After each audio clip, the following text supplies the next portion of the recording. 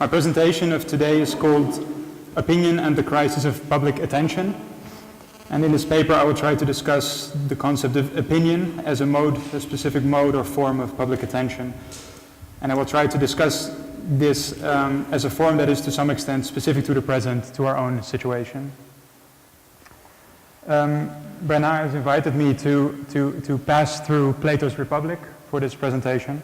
And I have taken up this suggestion, and I will actually start from a very specific passage in Plato's Republic. Namely the one where he discusses doxa, the concept of opinion. And in particular the so-called desire for opinion. And here we will start with the text. The passage I will start with is located in Book 5 of the Republic, where Plato famously defines, or actually begins to define, the philosopher. In order to do so, he begins to distinguish the figure of the philosopher, the lover of wisdom, who is first of all characterized by a desire for learning, from another figure that is referred to in the end of this introduction as the lover of opinion, and he uses the Greek term doxa. Doxa is commonly translated as opinion, belief, supposition, or semblance. Throughout the Republic, the verb dokein is not only employed as a philosophical concept, but also when interlocutors say that it seems like something is the case. So when one of Socrates' interlocutors confirms that something appears to be the case. However, doxa also refers to public opinion, and now I'm referring to the Greek term doxa, which also refers to public opinion. To add to these productive ambiguities, it is simultaneously, doxa is simultaneously the faculty of producing public opinion through public discourse, and its product. So it is both public opinion and public discourse. As you know, the particular stake in Plato's introduction of the concept of doxa in the Republic is the distinction of the fields or the different orders of reality to which opinion, doxa, and knowledge as episteme apply. Whereas doxa is connected to the fluctuating world of sensory perception, the philosopher's object is the eternal, unchanging world of forms, eidos. Here I will, however, read Plato's account of the concept of opinion, of doxa, from a different perspective, perhaps allowing myself to misread it in a certain way by isolating it. So we'll read this passage in an isolated manner. That is not as a strictly epistemological or ontological category, but in a way that ties in directly to questions of public discourse and public opinion today. The starting point for this reading is a passage in which a peculiar figure is introduced to the dialogue of the Republic, one that is later defined as the lover of opinion as opposed to the lover of wisdom, the philosopher.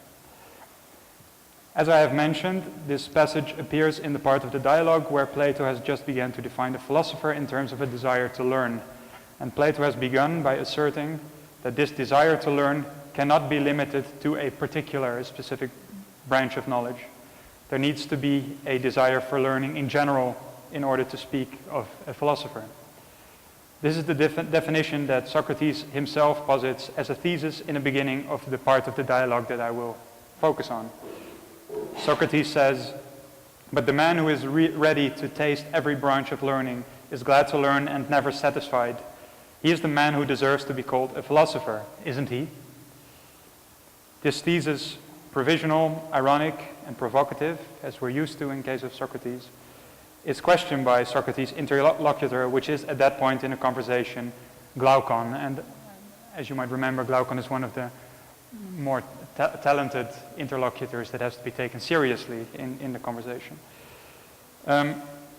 Apparently feeling certain discomfort or discontent when confronted with Socrates' definition, Glaucon objects. Surely he feels a distinction needs to be introduced, namely that between the philosopher on the one hand and the figure that is later described as the lover of opinion, doxa. Glaucon describes this figure in the following way, and this is actually the passage that I would like to dwell on for a bit. So Glaucon says, "That description covers a lot of peculiar people. For those who love looking and listening, enjoy learning about things, so fall under your description. but they are a peculiar lot to class as philosophers. It's peculiar to understand them as philosophers, because nothing would induce them to spend time on any kind of serious argument, right? So induce, like convince them to spend time on any kind of serious argument. They run around the city and the country Dionysia, never missing a festival, as if they were under contract to listen to every performance. Are we to call all those who share such tastes or are devotees to the minor arts philosophers? Socrates' answer to the question is, as we might expect, certainly not, though there is some resemblance, that's what he adds. So what is at stake here is a category of thinkers, of thinking, that bears some resemblance to what he understands as philosophers, but is not quite the same. Let's take a closer look at the passage, beginning with the first sentence. Plato speaks about those who love looking and listening.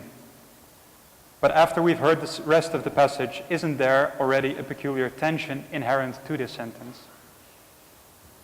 I will explain what I mean by this. Only a few sentences later, it is asserted that these people run around the city and country in order never to miss a festival. And it is suggested that this is not the result from this does not result from a proper desire to look and listen. As Glaucon says, they run around as if they were under contract, as if they were forced to listen to every performance. It seems like he is saying that they don't follow an actual desire for learning that is proper to themselves, but are subject to a force other than themselves that drives them to look and listen in a somewhat obsessive way. Plato refers to a sensory perception, a desire to see and to listen. But the sense that we get from the description is hardly one of a feast for the senses. What is described here is a restless movement that is more concerned with not missing anything than actual experience of what is being offered. As Heidegger would say, as we will see later, it's not to properly see, but only to learn about, and he uses the word vernehmen, to learn about something. So the desire for seeing and listening that is posited in the first sentence is immediately called into question by what follows. What is clearly not at stake here is an opposition between the serious contemplation of philosophy on the one hand and a sort of light-hearted indulgence in pleasurable activities on the other hand, or at least that is not the sense that we get from this passage. Much rather, the lover of opinion is portrayed as a figure that we would today describe as a victim of information glut, needing a constant intake of information, of data, running around from one source of broadcasting to the other, driven by something other than him or herself, to look and to listen to every performance. Now, before leaving this reading of Plato, I would like to turn our attention to this enigmatic phrase, Glaucon's contention that they run around the city as if they were under contract to listen to every performance. A view on this might be offered by the given that the kind of sight that draws these lovers of opinion, that attracts them to run around the city and the country, is the festival, and that this kind of sight certainly does not appear for the first time in the Republic. As you will remember, the Republic famously starts with Socrates and Glaucon, those now engaged in a dialogue, leaving a festival down at the Piraeus. While leaving the festival, they run into Adeimantus, Polemarchus, and some others who force them to halt and accompany them. Even though both parties agree that Socrates and Glaucon have no choice but to join the group, Adeimantus adds as a persuasive remark, as an attempt to convince, that the festival will show a torch race that evening on horseback in honor of the goddess. And this is a remark to which Socrates, in my view, significantly responds, on horseback, that is a novelty. Or in the Bloom's translation, that is novel, that is new. That is to say, this otherwise superfluous passage, in a certain way, for Socrates and Glaucon are already persuaded to join the young man, defines the festival, the site that draws the lovers of opinion to run around as if they are under contract, as a site where novelty, where the new is introduced and presented to the public. To this, Polemarchus adds that there will be an all-night carnival that will be worth seeing, and that they will meet a lot of young people there to talk to. If the lover of opinion cannot be induced to any kind of serious argument, he certainly desires to engage in talk. So the festival is presented here as a place for seeing and for talking, both of these activities being propelled by the introduction of novelties. Indeed, when Polemarchus has finished this description and says, "So please do stay," Glaucon affirms this again at the end of the paragraph, where he says, "It looks as if we shall have to." We can read this in relation to the lovers of opinion being under contract, for Glaucon ironically affirms Ademantus' logic. Does the very fact that novelties will be introduced, that will be seen and talked about, not oblige one to engage in such activities? At this point, it becomes necessary to expand a bit on the concept of doxa that Plato uses here, and especially on the ambiguities that arise from the translation of the concept. Doxa in ancient Greece is far from a purely private notion that might be suggested by the translation to belief or even opinion, and the way in which especially this latter notion, so opinion, tends to be understood as practice at present, where it's something purely kind of individual or subjective, private. Doxa is also what is today called public opinion. Doxa might be held individually, yet it is only possible to speak of doxa insofar as the opinions, the beliefs, the suppositions that are held circulate within the community. So it's both the most personal thing and it is something that is not personal at all. Yet doxa is not the same as popular or common opinion, concepts that are sometimes interchangeably used, for instance by Roland Barthes to translate doxa, and this is especially in the book Roland Barthes, by Roland Barthes or on Roland Barthes, where he constantly refers to doxa in this way. When Aristotle, in his Topics and Rhetoric, uses the term doxa as public opinion, and specifically the term endoxa, as the set of opinions and beliefs that has been tested by experts and by public discourse, respectable public discourse we might say, he has in mind something like published discourse and opinion. Yeah, so in that sense it's different from common opinion or popular opinion. It's published discourse and opinion. Opinion as doxa is constituted and shaped in and through a community, that is, through discourse. Yet doxa is simultaneously tied to those affairs relevant to the public, that is, the polis. The Greek doxa is also the positive product of a specific kind of attention that is formed through paideia, a pedagogy that is inherently political in that it prepares for the life of the polis. That is what pedagogy, the Greek polis, is of course aimed towards. Doxa then refers to public opinion and the public discourse that produces it, in that the public use of logos as reason and as language have a political dimension, a relation to the community of the polis. From this perspective, Plato's discussion of those driven by the desire for opinion appears not as a dismissal of doxa as such, but as a thesis on the, what you might call debasement or devaluation, and simultaneously the opposite, as we will see, the uprooting of doxa as public discourse and public opinion. Okay. Understood like this, it seems to me that this same issue is precisely what is at stake in two sections that appear in Heidegger's Being and Time. And not only the issue, but in fact also the structure that organizes Plato's analysis is analogous to the parts of Being and Time, where Heidegger describes what he calls the everyday mode of being, of discourse, of sight, and following from that, of interpretation and of understanding. These passages address the phenomena of idle talk and of curiosity. They are, of course, like famous passages in Being and Time. Idle talk is in the original German geredet, and could in fact simply be translated as talk, like the activity of talking. If this represents the everyday mode of being of discourse for Heidegger, curiosity represents the everyday mode of being of sight, of perception in general. Heidegger adds that also about things that we understand or that we hear, we would say, we see, I see, je vois. In the original German text, Heidegger uses the term Neugier, which is, I think, in a kind of oddly way translated to curiosity, because Neugier is something like a propensity for what is new, neu in German, for novelty. So a tendency towards the new.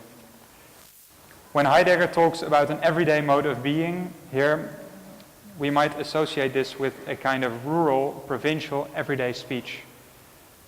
This is a reading that one might be lured into by some of the terms that Heidegger uses, and that at least characterize the reading that underlies some of the English translations of Being and Time. Heidegger's use of words like gossiping and scribbling as forms of idle talk.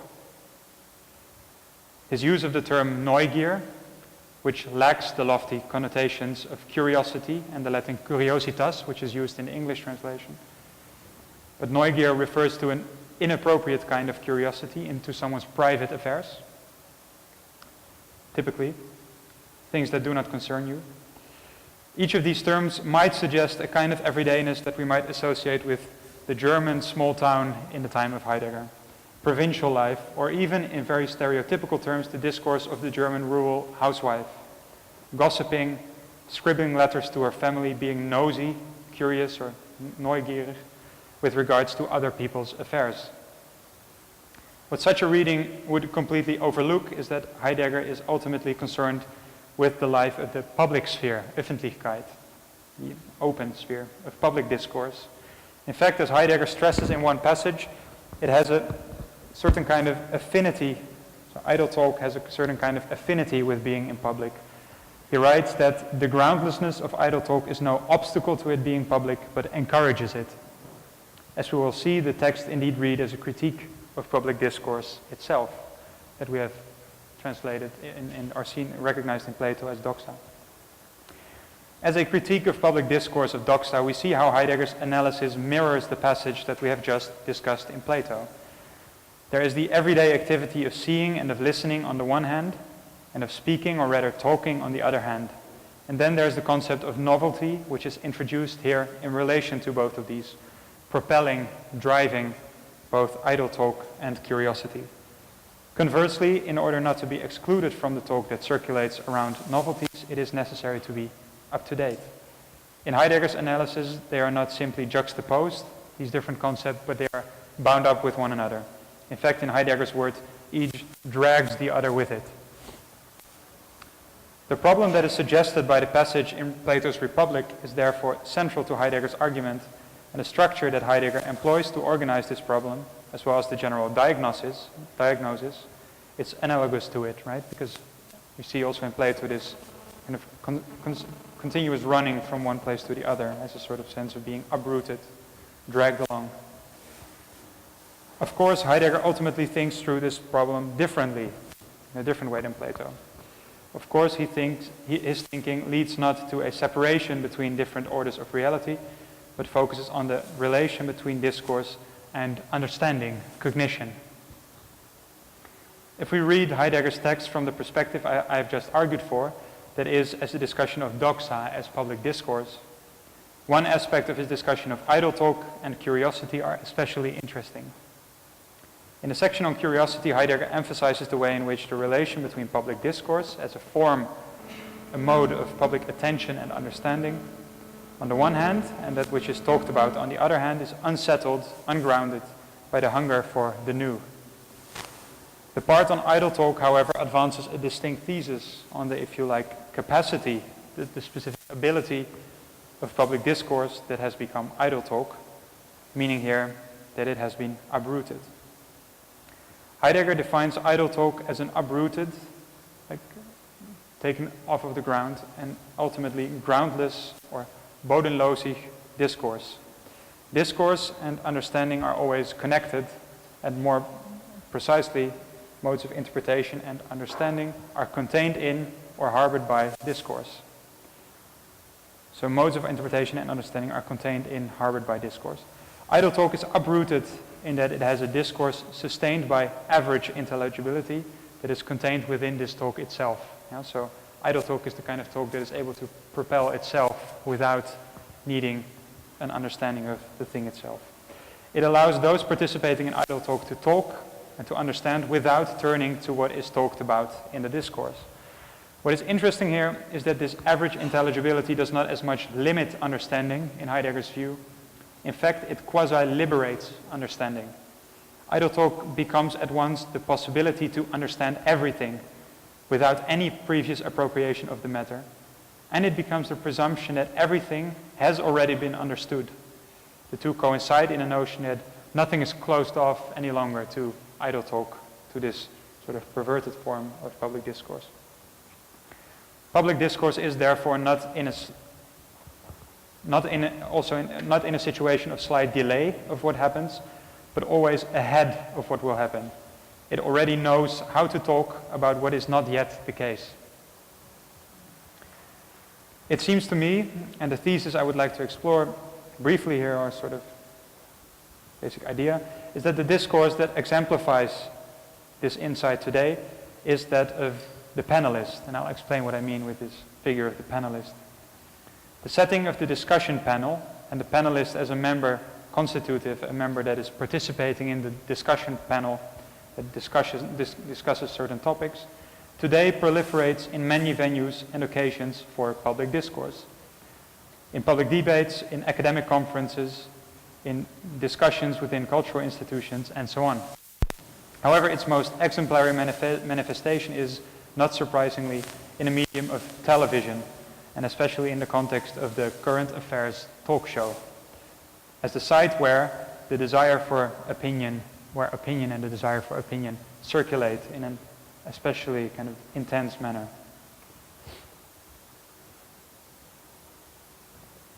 Now, it seems to me that this setting can be understood as a model for the still dominant organization of public discourse. First, it is especially the panelist as a table guest, and I'll also explain what I mean by that, because I don't know if this is similar in France or in other countries. I'm referring to the Dutch and to the English context here. The panelist as the table guest that is not like the individual experts that participate in a television talk show, invited to discuss a single topic, but to participate in each topic that is being discussed. It's this figure that embodies and that completes the peculiar intellectual faculty that Heidegger identifies in idle talk. So this figure of the table guest, which is at least in Holland, and as I know it in talk shows, a sort of additional figure next to the moderator who helps to keep the conversation going and is able to move between all the different topics that are being discussed during the talk show. Where was I? Different cultural figures fulfill this role of the table guest. Often it is the celebrity, but also the politician, or, and this is where it also becomes interesting to me, the so-called intellectual fulfills this role of moving between the different topics. What this talk show guest asserts is, first of all, and I think this also holds for the kind of typical discourse of the panelist in panel discussions, the possibility of talking about something with no prior understanding or knowledge of it. If there is a motto to his discourse, it is dare to talk, as opposed to the motto that Kant advances in what is enlightenment. And if there is an expertise, a techne or a quasi-techne, it is the skill to talk about any given at any given time. To talk about something here implies an understanding that is, to recall Heidegger, at once enabled by and limited by the averageness of this discourse. To speak about a given topic, about at any given time, is to draw attention to another figure that is present in the typical setup of the panel discussion of the talk show, which is that of the moderator. The panel discussion, the current affairs talk show, appears as a model for the division of intellectual labor in public discourse, if you like. On the one side, we have the moderator who has no opinion, but determines the topics and the time allotted to the participants to talk, and the tempo. On the other hand, we have the panelist who supplies opinion on demand without setting its own questions or problems. The talk show panelist, as the contemporary version of Plato's lover of opinion, therefore inverts the traditional concept of the expert, of expertise, in at least two ways. Where the authority of the discourse or of opinion, the opinions that are uttered by the expert, exists only on the condition that it is limited by his knowledge. That of the panelist is only limited by itself, that is, its ability to reproduce itself as talk, which in my view kind of inverts this idea of the expert, where the expert has his authority because he only talks about things that he knows about, he or she knows about. Where the expert's right to speak, say in the setting of the talk show, depends on the extent in which his knowledge and understanding exceed that of the public. Those of the table guest ideally correspond with the knowledge or the intelligibility of the public, the intellect of the public, or are compatible with, at least, the average perception, the average understanding, while excelling only in their virtuous ability to talk. Heidegger's critique of the modes of talk and understanding inherent to public discourse in fact summarizes the form that the opinions supplied provide. Not only does everyone know and talk about what is the case and what occurs, right, like current affairs. In referring to this encounter with current affairs, or with the sites of novelty that Plato introduces, he uses the terms was vorliegt und was vorkommt, literally what comes in front of you and what lies in front of you, perhaps referring to the newspaper and stressing public discourse's self-referentiality. But everyone also already knows how to talk about what should happen instead, right? Everyone also already knows how to talk about what should happen instead, about what is not yet the case, but really should be done, eigentlich. The supply of opinion does not only understand and talk about everything, but based on that understanding also supposes the ability to judge about everything and provide different, new answers to the question, what is to be done on a daily renewed basis. What is not part of Heidegger's analysis is that public discourse, once subsumed in what Adorno and Horkheimer referred to as the culture industries, itself becomes an industry in which the opinion is one of the typical commodities, and its production and supply become one of its lucrative branches. Opinion is particularly suitable as a commodity because it is thought fixed and objectified. One is able to hold views, to have a stock of views, to supply them on demand. And here I refer actually to an expression by Deleuze. Opinion furthermore allows to be summarized and compressed into a message that takes up few words and little time. As Plato already observed, opinions have a propensity towards what is novel and what is current, which means that every day offers a fresh occasion for their production. Moreover, when the notion of opinion has sufficiently separated from those of conviction or belief, notions that suppose a sort of being ingrained in the subject, it becomes possible to change one's opinion. In fact, common parlance has that one is entitled to change one's opinion, and therefore even supply new opinions when something remains relatively unchanged. So even when topics remain the same, one is always able to change one's opinion and supply new opinions. Nevertheless, the supply of such opinion has become one of the dominant forms that engagement of thinking as an intervention in the public sphere assumes today. In the context of this industry, the thinker as a writer or speaker is degraded to a producer of opinion as a commodity and a supplier of discourse, of talk on demand, the so-called intellectual figuring probably as its most tragic manifestation. Post-structuralist reflections on the intellectual, in my view, register this degradation and the process of becoming conscious of it. There's not only Lyotard's essay declaring the death, or in fact the tomb, of the intellectual, and especially the essay on intellectual fashions, which diagnoses not only the supply and the demand for opinion, but also the activities of speculation, the possibility of speculating on certain ideas or concepts, depending on whether or not they become fashionable or not, whether or not they will circulate or not, on certain tendencies or on certain topics that intellectual life is subjected to at present. More significantly, there is a transition we witness in the thinking of Foucault and of Deleuze. Foucault, when asked about the role of the intellectual in the first question of what is in fact one of his last interviews, does not distinguish himself from the universal intellectual, the universality of the discourse of the traditional intellectual, as he does in the early 1970s and in the late 1970s. Instead, he begins with proclaiming the intervention of the intellectual as one of giving views, of supplying opinion. That role, I must say that I do not agree with it, that it does not convene me. Similarly, Deleuze's thoughts on the figure of the intellectual shifts from the content of critical discourse to the very act of speaking in public.